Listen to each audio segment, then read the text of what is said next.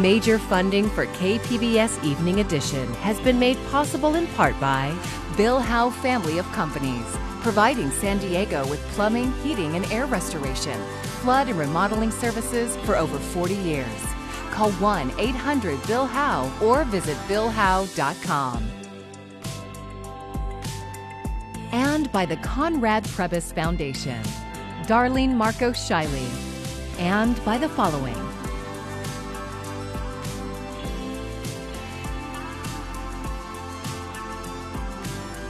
And by viewers like you.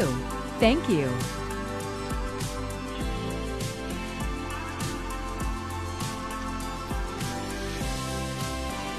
A state-mandated cooling-off period is over, and now members of the California Faculty Association are on strike. Thank you for joining us. I'm Maya Trabulsi. They work for the California State University system, and today they started walking a picket line. But as KPBS education reporter MG Perez tells us, they are doing it one campus at a time. They are professors, lecturers, counselors, and librarians on the CSU campuses. But today, their energy was directed to a picket line at Cal Poly Pomona. We are not at the table this week. We are out on strike. Charles Toombs is president of the California Faculty Association, a union with 29,000 members across the state, including the campus of SDSU, where Toombs is also a professor of Africana Studies. He is leading the demands, which start with a 12% increase in pay and more. We're asking to lift the salary floor for our lowest paid faculty, and that's our lecturer faculty. We're asking for a full semester of paid parental leave. We're asking for our workload to be addressed. In a new strategy, this is the only picket line for the day. The one-day strikes that started today at Cal Poly Pomona moved to San Francisco State University Tuesday, then back south Wednesday to CSU Los Angeles and Sacramento State University on Thursday. Kate Osment is an associate professor at Cal Poly Pomona who is picketing for her students, too. They need faculty who are not burned out, who can show up for them, and they need faculty who can take them to a counselor when they're struggling with something because they deserve help. The rolling strike is designed to keep up the pressure on the CSU and maintain the momentum for striking faculty. Right now, San Diego State and Cal State San Marcos are not on the picket list, but they could be, depending on whether negotiations stall. Students at SDSU told us today they are partners with their professors. Julie Ivey is a sophomore studying biology who won't forget the support she got last year when she had a personal crisis. And one of the professors really helped me out. She understood and she really helped me through. So not just because I'm biased, but also because they're people. You know, people deserve to be treated fairly. I'm willing to support them fully. They're my professors. They're the reason I'm getting an education, so. As whatever it takes? Yeah.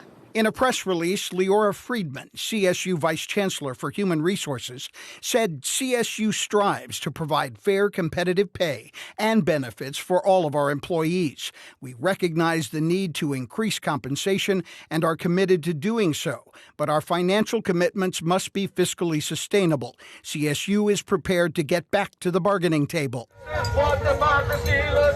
If they don't, the rolling strikes could continue through the end of the semester. MG Perez, KPBS News. Customs and Border Protection officials have confirmed the death of a teenage boy in Jocumba along the U.S.-Mexico border today. CBP officials said the 13-year-old boy showed up at the border Saturday morning with serious injuries. CAL FIRE officials responded and performed CPR on the child who died at the scene. Robert Vivar works with asylum seekers waiting along the border and says he knows what migrants are willing to risk for a better life in the U.S. Anybody that perishes trying to seek a better life is very sad, very, emotional to us. That was somebody's child, somebody's grandchild. The cause of the boy's death has not been released. Southern San Diego County may get a break from the persistent cross-border sewage flows that have fouled the ocean and endangered public health. KPBS environment reporter Eric Anderson says a Mexican pipe repair could get credit. Federal officials say they're optimistic that a pipeline repair on the Mexican side of the border will significantly reduce the amount of tainted water flowing into the United States. The 42-inch Matadero Canyon pipe will carry dirty water away from the border and funnel it south of Tijuana. We aren't real excited about it and not doing a lot of hoopla over it because we want to make sure it's working, because they actually built a brand new pipe and they did it in record time. Crews are pressure testing the line and should know more this week. Billions of gallons of contaminated flows have crossed the border since August 2022, including all summer. Dry weather typically means the polluted flows stop, but not this year. This is a public health emergency where we're having impacts to people just breathing in the polluted air, right? So that's why we continue to push for that. Paloma Aguirre says the situation has never been worse and the fix will be expensive. The Environmental Protection Agency's first estimate to improve sewage systems on both sides of the border was $630 million. Estimates have since ballooned. Well, what's it going to take for us to have clean water? And that's the billion-dollar question, right? Because estimates put this comprehensive solution at anywhere between $900 million and $1.5 billion. $300 million is available. It's unclear where officials will get the rest of the money. Eric Anderson, KPBS News. I'm meteorologist Michelle McLeod, and currently we're seeing a bit of a warming trend as you head towards the coast. But is that warming trend going to continue until midweek? Is it going to continue into the weekend? Well, stay tuned. I'll have those details. Some of the concrete benches at Swami's Beach in Encinitas are now back. The city removed them more than 2 weeks ago for what it says was routine maintenance. As KPBS North County reporter Alexander Wynn shows us, they are now back with a new addition. Swami's Beach is beloved by locals for its great view of the ocean. Surfers love it for the great waves. One of the ways locals enjoy the beach is by sitting on the memorial benches. That's why some were shocked when the city suddenly removed them on November 17th. The city said it was for maintenance and repair. Some of them are back now with a new addition. The benches before didn't have the center divider in them. The city says it added the armrest to match the, quote, preferred standards of city benches. But some locals think it was done for another reason. They had a problem with homeless people sleeping here, and Robert Stein has lived in Encinitas for 25 years and is a frequent visitor to Swami's Beach. There's a lady right over there right now with probably 25 bags there, and she's here all the time, and often a number of them, just scattered about. He says neighbors have complained about the homelessness problem at Swami's for years. While he's never had issues with unsheltered residents, others like Larry Day have had some encounters with belligerent individuals. Out of the whim, yelling at my face. And I had to actually push him back because he was so drunk. This concrete block on this bench right here is what some homeless advocates are calling hostile architecture because it prevents homeless people from lying down. While the city didn't outright say it was the reason the concrete blocks were installed, in a Facebook post, Encinitas Deputy Mayor Joy Lin says the city is encouraging sitting and that many benches around the region are designed to discourage sleeping. The city says the rest of the benches will be returned after they have been power washed, resealed with anti-graffiti coating, and the armrest installed. Alexander Wynn, KPBS News. A New York Times report says there are glaring vulnerabilities in the nation's aviation safety system. It highlights several incidents where staffing shortages and working conditions have stretched air traffic controllers to the limit, physically and mentally. Laura Aguirre has more on the report, in which some controllers told the Times that, quote, a deadly crash is inevitable. When we look at air traffic control equipment, we're using aging equipment, paper strips. We don't have ground radars at most of our facilities. But it's not just an aging infrastructure putting air travelers in potentially grave danger. A blistering New York Times report says controllers are being pushed to the brink. Using open records requests, the Times found reports of some controllers admitting to being drunk, smoking marijuana, or experiencing violence on the job. In some cases, even sleeping during a shift. The National Air Traffic Controllers Association tells CNN controllers are overworked and understaffed. The shortage is a big problem. And if you look at how long it takes to get a certified air traffic controller from the academy to certified in a facility, could take 2 to 3 years. My initial focus has been on how to make these numbers go up quickly without lowering standards. The National Airspace Systems Safety Review Team points out that the current federal hiring plan, when factoring in retirements and other attrition, brings on fewer than 200 new controllers by 2032. Some relief could come from the FAA's Collegiate Training Initiative, which fast-tracks getting controllers into control towers using select colleges and universities. Get new people into the facilities, get them certified. It's going to take, 2 to 3 years, but we'll be caught up and we'll start to actually see more than 6 controllers a year increase. I'm Laura Aguirre for KPBS News. San Diego's rising rents have left LGBTQ+ substance recovery groups searching for a permanent home. KPBS reporter Katie Hyson spoke with members about why it's needed.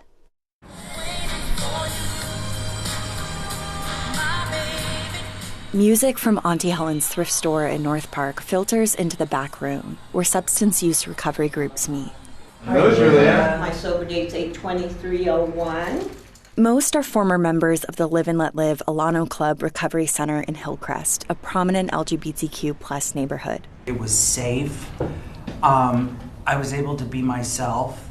I was able to speak freely and openly about my addiction problems and the fact that I am a gay person. Hoover says that often wasn't the case in heteronormative recovery groups elsewhere in the city. Another former member, Alexis Gabrielle, echoed this. Sometimes when we walk the streets of San Diego, we do see the people on the side of the street that are down and out. I was one of those people. She found Live and Let Live a few years ago. I was able to find a safe place when I was feeling uncomfortable, and by doing so, I was able to work on myself very deep. I call it my 911. A lifesaver. Many former members say the same, that Live and Let Live was often the thing standing between them and using again. It was open all day, with a wide range of recovery meetings, not just for substance use. Volunteers were always around to talk. Wearing a sparkling gown and crown, Alexis Gabrielle tells me she learned a vital lesson there. That we can rise from where we were before without shame and hold our heads high, but the door's closed. Live and Let Live didn't own the building. San Diego rents began to skyrocket, compounding already existing financial trouble. After nearly 4 decades, they closed last fall. The dozens of support groups scattered throughout the city to locations that weren't as well suited. Many say downtown locations trigger their urge to use again. Churches can carry baggage. And while Live and Let Live was nearby, many now have to take buses or walk long distances to get to meetings. It doesn't always feel safe, they say, especially with recent anti-LGBTQ+ legislation across the country. I'm personally tired of always having to look behind my back, over my shoulder, on buses and walking. He says meeting attendance dropped sharply after Live and Let Live closed. They've all dispersed and they've gone away. I was like, wow, I couldn't, it was shocking. Auntie Helen stepped up. It used to be a laundry service for people living with HIV/AIDS at a time when many refused to even touch their clothing. It's offered support to San Diego's LGBTQ+ people for decades. Management allowed some of the displaced recovery groups to clear out the back room and move in 50 chairs and a podium. But the space closes as soon as meetings end. It doesn't offer the same anytime safety net of a recovery center. That's why Heather Pato is now searching for a permanent home. I am actually one of the unusual people who doesn't do the pronoun thing, because I did 20 years in the military where I actually had to use they, them, their, and things to kind of disguise my relationships. So it's sort of like an uncomfortable thing. Pato didn't feel safe to enter San Diego's LGBT center. But Pato did feel safe to attend Live and Let Live, where the association with LGBTQ+ people was maybe less obvious to outside observers. There, Pato could be rigorously honest, one of the core tenets of recovery. Pato and Pato's partner launched a nonprofit and are now hoping to own a building to replace that lost space. They plan to name it the Lambda Uptown Alano Club. Lambda as a nod to the symbol of gay and lesbian rights, Uptown as the intended location. With all the high-rises that have been built in the Hillcrest area, a lot of the LGBT community has migrated more toward North Park. They say they've asked local leaders about unused government buildings, but haven't heard back. When I spoke with them, they didn't know that Auntie Helen's is about to close too, on December 31st. The owner told me after 36 years, the rent is more than they can afford. He says he negotiated for the groups to have continued use of the back room. Katie Hyson, KPBS News. Respiratory illnesses among children in the U.S. are up, according to the CDC, and that's especially true for kids under 5 years old. But experts say what we're seeing across the country is manageable. Mike Valerio is digging into the data. Well, doctors have told us they see these upticks quite commonly. And the positive news here, as you alluded to, this is the first season ever where we have vaccines for the three main culprits that make us and our children sick this time of year. After a huge surge of respiratory viruses in the winter of 2022, pediatric hospitalizations for those illnesses now are ticking back up. Despite the trend, Dr. Scott Hadland, a pediatrician in Boston, says he is not concerned by the numbers. I would say most pediatricians and public health officials that are keeping an eye on this are not worried right now. Health officials in Warren County, Ohio, said last week the area saw an outbreak of pediatric pneumonia cases. Respiratory virus activity is especially high in the southern and western U.S., but Dr. Hadland says the pathogens or the viruses and bacteria that are involved in these infections are ones that we see every year. And so we might be seeing higher than usual rates, or we might see some areas that have small outbreaks of these, but this is standard and this is quite expected and this is all very manageable. Meanwhile, China is experiencing a higher than usual rate of respiratory infection right now, which is causing some concern. But the head of the U.S. Centers for Disease Control and Prevention, Dr. Mandy Cohen, says the surge is all related to existing viruses. We do not believe this is a new or novel pathogen. We believe this is all existing, meaning COVID, flu, RSV, mycoplasma. In terms of fighting back, for the first time ever, vaccines are available for all three of the major fall and winter respiratory viruses. They are flu, COVID-19, and just approved this year, vaccines for RSV. And those new RSV vaccines, they are approved for babies who are 8 months and younger, also babies who are between 8 and 19 months who may have pre-existing conditions, since this can be a pretty scary infection in rare cases. The RSV vaccines are also approved now for adults who are 60 and over. In Los Angeles, I'm Mike Valerio. Back to you. 3 areas of San Diego County are now under a citrus quarantine because of a disease that kills citrus trees. KPBS reporter Jacob Ayer explains how it's impacting commercial growers and maybe even the trees in your own backyard. As far as the eye can see, rolling hills and crop plants like avocados, grapefruits, and oranges. San Diego farmer Michael Pericone shows the lay of the land at one of his family's many commercial groves in the county. But he's a bit on edge. What it'll do is it'll really yellow out the tree and it'll look like it's starving of nutrients. 3 of his growing sites in the county fall under a new quarantine in Valley Center for citrus greening disease, and that's affecting business. He says it's carried by a small bug called the Asian citrus psyllid, which is roughly the size of an aphid with a brown or orange color.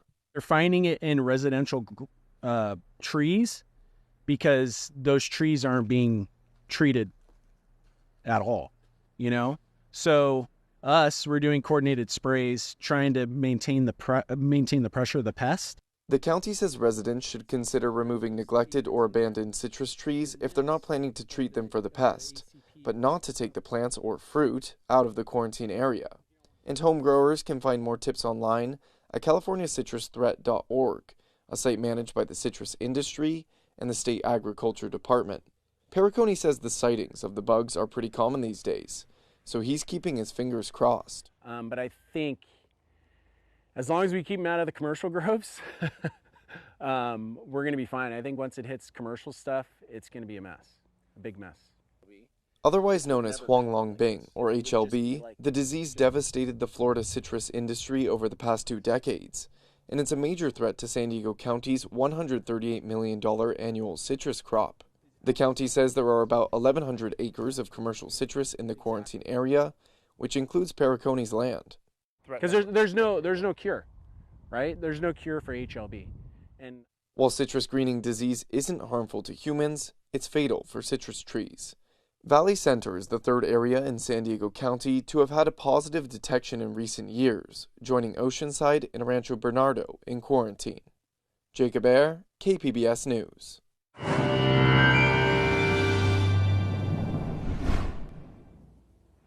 Well, here are your weather headlines right off the top.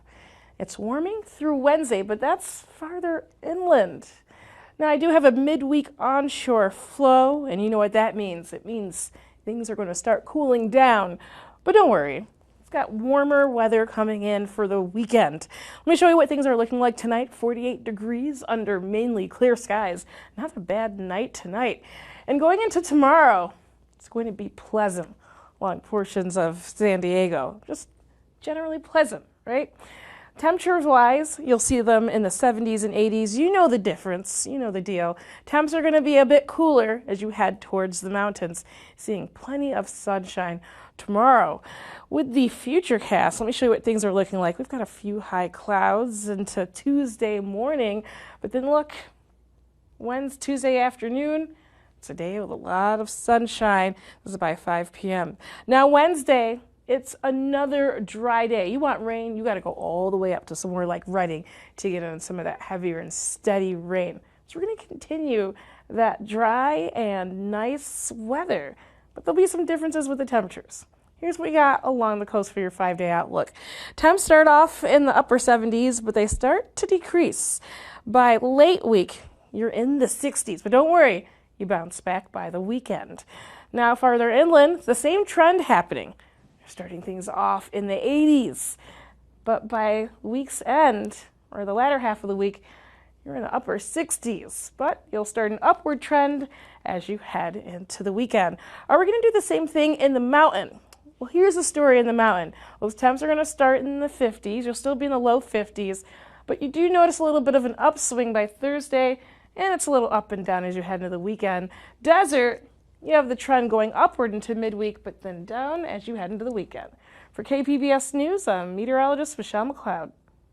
California's rainy season is off to a dry start, at least up north. And while the Sierra did see fresh powder over the weekend, it's a stark comparison from the same time last year. Brady Halbleb has more on the slow start to this ski season. Sugar Bowl, baby, 2023! Spirits are high as skiers and snowboarders hit the Sugar Bowl Mountain Resort for the first time this season. Steep and deep, baby. I like it. We finally got some snow. Right now, Jerome Hill and White Pine are the only lifts that are open, including a terrain park, providing visitors with a taste of what the winter season has to come. Kevin Brennan came up from Nevada City, hitting the slopes for the first time this year. First day, breaking in the new boots. For Brennan, less snow to kick off the season isn't a concern. I've been here for about 20 years, and we've had just this trail open and turned out to be an epic year, so you never can really tell. At 8,300 feet in elevation, Sugar Bowl sits at a prime location for snowmaking, allowing them to maximize their snowmaking capabilities. With snowmaking, they've been doing an awesome job making as much snow as they can. While the mountain is covered with snow, there's noticeably less of it this year compared to this time last year, forcing Sugar Bowl to delay its opening by about a week. Last year, Sugar Bowl opened its doors the day after Thanksgiving, setting the stage for a historic winter season, finishing off the year with a whopping 110 inches of snow. Last year, at some points, we had too much snow to even operate the resort. So it's the wild and stormy Sierra. You never know what you're going to get. Brady Halbleb with that report. Meanwhile, resorts like Sierra at Tahoe delayed their opening scheduled for December 2nd as they hope for more snow in the coming weeks. I'm Jeff Bennett. Tonight on the News Hour, the U.S. Supreme Court considers a bankruptcy deal that shields the owners of a major opioid maker from civil lawsuits. At 7 after Evening Edition on KPBS. And here's another look at today's top stories. The California Faculty Association kicked off a series of rolling strikes at Cal Poly Pomona today. A second strike is set for San Francisco State University tomorrow, then a third at CSU Los Angeles on Wednesday. Among their demands, a 12% pay increase and a semester of paid parental leave. In a statement, CSU says it's prepared to return to the bargaining table if a deal is not reached. Strikes could continue through the end of the semester. And federal officials say a replaced sewage line in Mexico could go a long way towards slowing cross-border sewage flows. Polluted water has entered the United States nearly every day this year. Crews will pressure test the line over the weekend and should know more about the fix next week. Imperial Beach's mayor says estimates for a comprehensive solution are between $900 million and $1.5 billion. There's a look at what we're working on for tomorrow in the KPBS newsroom. How important is it to get 8 hours of sleep a night? On NPR's Morning Edition, researchers say it's not just the number of hours, but also sleeping on a regular schedule. That's the key. And KPBS Midday Edition is discussing Kumeyaay land acknowledgments and efforts to preserve Native culture. You can find tonight's stories on our website, kpbs.org. Thanks for joining us. I'm Maya Trabulsi. Good night. Major funding for KPBS Evening Edition has been made possible in part by Bill Howe Family of Companies, providing San Diego with plumbing, heating, and air restoration, flood and remodeling services for over 40 years. Call 1-800-BILL-HOWE or visit billhowe.com. And by the Conrad Prebys Foundation, Darlene Marcos Shiley, and by the following.